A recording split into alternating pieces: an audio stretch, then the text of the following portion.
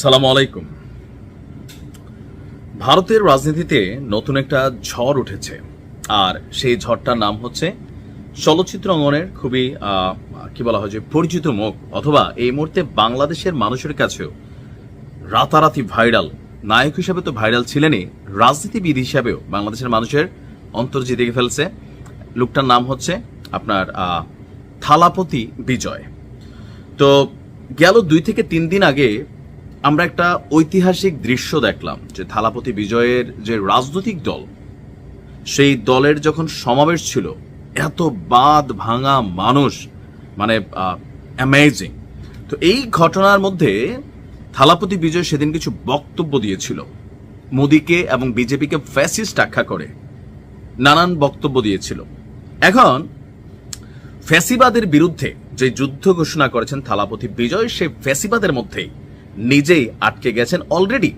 তাকে আপনার পেঁচে ফেলানোর জন্য ক্ষমতাসীন সরকার বিজেপি নানান কর্মকাণ্ড করেছে। এর মাঝখানে যেটা হচ্ছে, তার বিরুদ্ধে আপনার একটা মামলা হয়ে গেছে।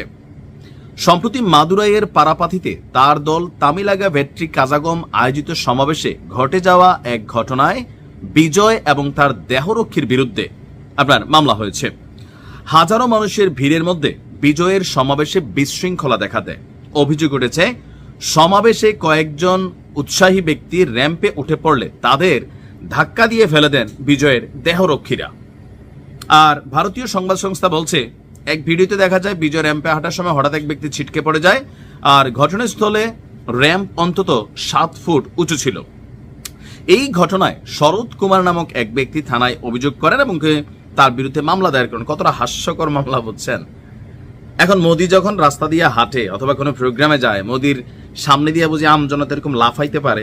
মোদি বাদ দেন, বাংলাদেশের প্রধানমন্ত্রী ধরেন, মন্ত্রীরা ধরেন, বা আমাদের জাতীয় সেলিব্রিটিদের ধরেন, আপনি চাইলেই কি তাদের সাথে গিয়ে বসতে পারবেন? যেহেতু থালাপতি বিজয় টোটাল রাজনীতিকে নতুন করে একটা ঝাঁকুনি দিতে আসছে, সো সেই প্রোগ্রামের মধ্যে লক্ষ লক্ষ মানুষ ছিল। এখান সবাই কার মনে কি আছে এটা তো ভাই বোঝার সুযোগ নাই। সো সে একজন জাতীয় নেতা, তার নিরাপত্তার খাতিরে তার দেহরক্ষীরা কেউ যদি লিমিট ক্রস করে বিজয়ের কাছে আসতে চায়, তো তাকে আটকানোর চেষ্টা করবে, এটাই স্বাভাবিক। বরঞ্চ আমি ভিডিওটা দেখছিলাম, সেখানে বিজয় যখন এন্ট্রি নিলেন, তারপর যখন র্যাম্পে হাঁটা শুরু করলেন, মানুষ ওই যে গলার থেকে এক ধরনের গেরুয়া ছুঁড়ে দিল, তিনি সেই গেরুয়াগুলোকে একটার পর একটা হাতে নিলেন, গলায় নিলেন, মাথার মধ্যে বাঁধলেন। অনেকে কিন্তু দেখছেন ওই ভিডিওটা। পাশাপাশি ফুলের মালাগুলো যখন দিছে, তিনি আবার একটা পাল্টা দিছেন। হঠাৎ করে মানুষের একটা ক্রাউড এখানে তৈরি হয়েছে। তো ওই সময় দেহরক্ষীরা স্বাভাবিকভাবে, এটা তাদের কাজই, তার সেফটি মেক শিওর করা। তো অনেকে আছে একটু অতি উৎসাহী, তো যারা একটু অতি উৎসাহী ছিল তাদেরকে হয়তো ধাক্কা দিছে। আর এটা খুবই সিম্পল। কিন্তু এটা নিয়ে যে ব্যক্তি মামলা করছে, 100% এই ব্যক্তি হচ্ছে আপনার বিজেপির সমর্থক ছাড়া আর কেউ না। মোদির এই ধরনের অ্যাক্টিভিটিস গুলাই মোদির জনপ্রিয়তা কমিয়েছে। থালাপতি বিজয়ের জন্য শুভকামনা, ভালো থাকুন।